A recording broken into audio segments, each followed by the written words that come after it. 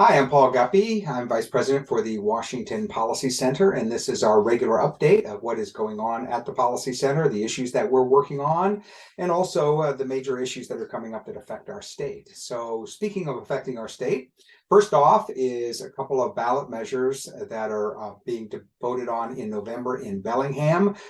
These are familiar characters that we've seen in the past. One is Proposition 1, which would basically impose a minimum wage within the city of Bellingham. I'll get to that in a minute. And the second one is Proposition 2, which would impose rent control. Now, there's some subtlety here. The advocates of these do not actually put those labels on them. The minimum wage increase, well, they call it a minimum wage, but the way it's structured is linked to the state minimum wage. And it calls for the minimum wage in Bellingham to be at least $1 more than the state minimum wage. And then in the second year, the minimum wage in Bellingham would have to be at least $2 more than the state minimum wage. So this is a ratcheting effect, whereas Washington State increases its minimum wage every January 1st, the minimum wage in the city of Bellingham would go up by $2 every January, would always be $2 more. So our analysis shows the obvious thing, which is this is a price control that will price younger and inexperienced workers out of the marketplace. And then, of course, people in Bellingham will start to scratch their heads the same way people in Seattle and SeaTac do. And that is, why is everything so expensive? So that's simply a way of increasing the cost of living for everybody. But the targeted effect is to hurt low-income immigrant workers, unskilled workers who are trying to get that first job, gain experience, get in the door. A price control simply cuts off a whole range of lower skilled jobs that are not worth it at whatever that price point is, $19 an hour, $20 an hour. And that's our main point about the minimum wage. The proponents, of course, always say this should be a living wage. People should get paid more. There's also the emotional feeling that if you vote for this, you're giving someone else a raise, but you don't actually have to pay for it yourself. So our analysis shows that it does a lot more harm than that. And this same proposal was rejected in Bellingham last year, and we're expecting the same thing to happen this year. The same kind of sleight of hand is happening with the rent control measure, where the proponents say, hey, it's not rent control. All we're requiring is that if a landlord raises the rent by more than 8% in any particular year, he has to provide the tenant with the equivalent of 3 months of rent if the tenant wants to move someplace else. So the label that they're putting on this is a relocation fee. But the way the mechanism works out, obviously, is that landlords will say, well, I can't raise the rent by more than 8%, or I'm going to have to pay this big fee. Therefore, it functions as a rent control. That's what our analysis shows. And we've published a citizen's guide on both of these measures and distributed them locally. We also have an adjunct scholar who lives in the area. He's been commenting on this in the media, writing op-eds and getting our information out that way. His conclusion regarding the rent control measure is, this is a great way for landlords to raise the rent by 7.9% every year. And that's the way price controls work. People will stay just under the cap, and it creates almost a guaranteed rent increase. The other problem that proponents are going to create with this is that if a landlord doesn't increase the rent in any given year, that opportunity is gone forever. So there's no way to, bank future rent increases. So anyone who knows anything about economics is, when the government places a control on something, people will come in just under the wire, and they will also realize they have a use it or lose it situation every year, where building owners will say, I better increase the rent this year by 7.9% because I won't have a chance to do that next year. And there will be a cap on how much they can raise the rent the following year.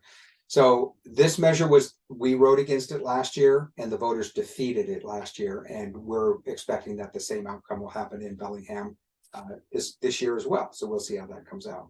Another issue that we're working on is Elizabeth Hovde, who works on worker rights issues for us, has been tracking a proposal from the Biden administration called neutrality agreements, where every federal contractor would be required to get federal work.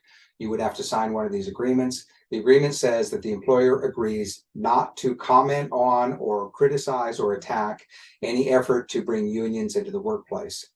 a clear violation of free speech. So that's the reason we oppose it. But it also is a twist of language that we object to, and that is these are not agreements. These are coercive. The federal government is so big and so powerful that if they put out a rule that says you cannot do business with us unless you sign up to one of these agreements, that's not really agreeing. That's just creating a pressure situation in which businesses have to comply. The other part of it is it indicates the larger problem of how large the government is. So here, the government can come along and put non-economic restrictions on businesses, impose mandates, and every single time if businesses say, I don't want to be part of that, the government says, well, then you can't do business with the government. If the government is so huge, that creates a reality that everybody has to deal with. And then the last part that Elizabeth ferreted out in research with the White House is Biden said he wants to be the, quote, most pro-union president ever, and therefore he's supporting these neutrality agreements. What we notice about that is that he didn't say pro-worker, he said pro-union. So the president has a corporatist view of how people operate in the workplace. President Biden makes it pretty clear that he wants to support organizations, unions, and he doesn't really think in terms of the rights of workers as individuals and what might be best for them in any given situation. So we think that's a philosophical problem, thinking of employees as being subunits of a larger organization like a union. And we think that's an attitude that has to be resisted and pointed out. The next issue is we are continuing to push on the capital gains income tax law that was passed in Washington state. We think this is clearly illegal under the state constitution. The Supreme Court in our state went the other way. They did this, again, word game. We're becoming very familiar with the manipulation of terms. And the state Supreme Court said it was an excise tax, not an income tax. Our research showed that that's clearly not true. But the next challenge is going to the US Supreme Court. We have drafted an amicus brief to the court to ask them to take this case at the national level. We have been joined by 11 other conservative nonprofit groups. We're part of a nationwide network that's also interested in this issue. Our basic point is to say this excise tax that Washington state is imposing will be imposed on capital sales that take place outside the state. Earlier this year, we clarified this understanding with the Department of Revenue, and they confirmed absolutely. If a capital gains transaction by a Washington state resident takes place outside the state and it meets the income, the dollar thresholds, then Washington state will tax that transaction. And we, in our amicus brief to the court, pointed out that this is an obvious violation of interstate commerce, that this will affect people who live in all 50 states, and that no state legislature has a right to impose that kind of tax. The thing about the US Supreme Court is, as we all know, they have the option. This is unique among courts. The US Supreme Court can choose what court cases it will take and which ones they're going to ignore. And so step one is for them to take the case, and we'll see a decision on that in the next few months. The next issue is positive news that we saw from a bill that we testified in favor of as being good policy for our state. That was SB 5499. That bill passed back in April. The governor signed it, and it just went into effect this last July. We just did some follow-up research to see what the effect is. What the bill does is it opens the door for out-of-state qualified nurses who move to Washington state to get a job here in Washington without having to start over again to get qualified as a nurse. The State Board of Nursing has informed us that 1,300 nurses in Washington state who had been resident someplace else have qualified under this new program, and that they are able to work in Washington state clinics and hospitals. We see that as very positive development. Not only good for healthcare, it addresses our nursing shortage that we've had going back to before COVID happened, but also we think this principle should be expanded to other professions. So we will be using this as a pilot program, essentially, to inform the legislature in the next session that there are other professional licensing rules that Washington state should ease, because if a person is qualified to work in Tennessee or Arizona or Georgia, there's no reason why they shouldn't be able to provide that kind of work in our state as well. And that would greatly benefit our economy. The next issue I'll cover is Seattle-based, our favorite area in the state here. I live in Seattle, so I get to see this firsthand. But once again, the city council, in its creative way, has come up with a new way to, guess what, impose a tax. In this case, they want to apply a tax of 10 cents on every delivery that's taken to an address in the city of Seattle through what they call app-based services. That is online services through your phone. People buy DoorDash and Uber Eats, and often it's meals, but it could be any other kind of delivery that's brought to the door. As long as you're doing it through your phone and a driver comes and drops that package off, the city wants to charge 10 cents on every transaction. We were curious as to how many of these happen every year. It turns out that there are something like 30 million deliveries in the Seattle area every year through app-based services. So we got wind of this early. We like to jump on tax increases right when they're happening. It turns out that there was a staff briefing to the city council, kind of behind closed doors. It wasn't a public hearing, but we had an insider friend who shared the PowerPoint presentation with us. We were able to do an analysis on that, and we published that in last week. The sponsors of this idea that they are floating out there hate the idea. They hate the way we are describing the tax. We're calling it a Seattle delivery tax because that's what it is.